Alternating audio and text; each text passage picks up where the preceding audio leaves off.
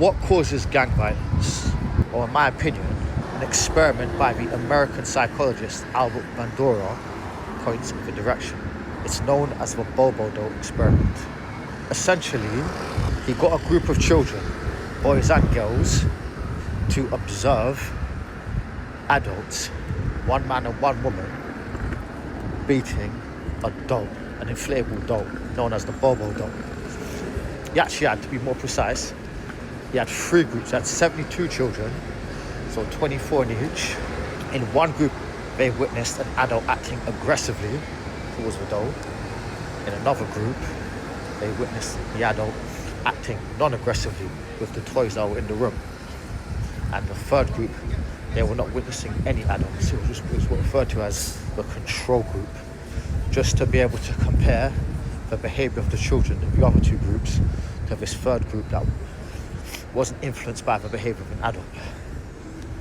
And each of those 2 other groups, the ones that had witnessed aggressive behaviour and the one that witnessed non-aggressive behaviour, those were then divided into 12 kids that watched a male acting aggressively, a female acting aggressively, and of course, the male acting non-aggressively and the female acting non-aggressively, just to cover full spectrum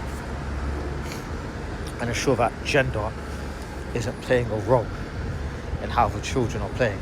Or by being able to compare the two, say, okay, this is how girls responded when they watched a man acting aggressively, this is how boys responded when they watched a woman acting aggressively, etc., etc. They just wanted as complete an account of what's going on as possible.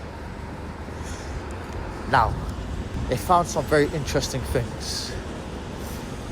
Like, for example, the group of children that watched a man acting aggressively had boys overall exhibit more aggression.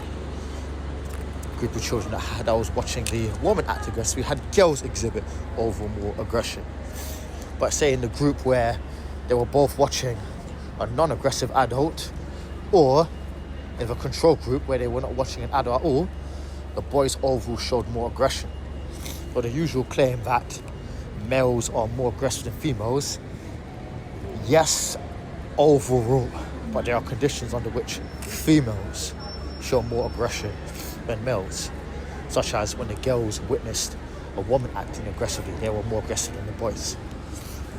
But what I found most interesting about that experiment is that they said the children that witnessed aggressive behaviour began to act in ways, aggressive ways, more specifically, that they were not shown.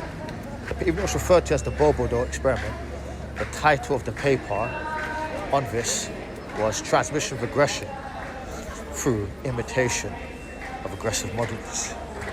So I shall refer to this as what Albert Bandura calls the transmission of aggression, how we learn aggressive behaviours from others. Now, this is something that we kind of all, it's kind of widely accepted nowadays, but at the time of this experiment, this hadn't been studied to the extent as it is now. People did not understand this. But they found that children learn aggression from others. This is people in general learn aggression from others.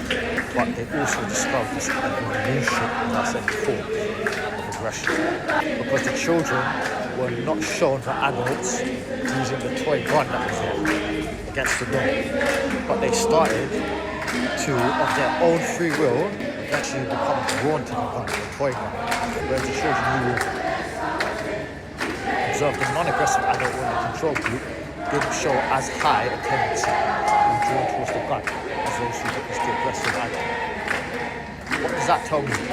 It tells me that we have this capacity within all of us, this tendency within all of us to expand our expression of aggression.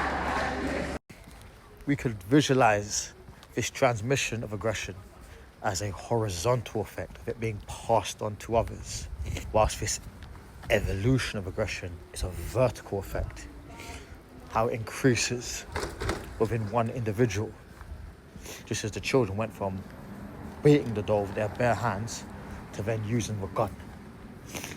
Now, does that not then explain a lot of the behaviour, the violent behaviour we see in the real world, we see a lot of the time over the course of a criminal's career.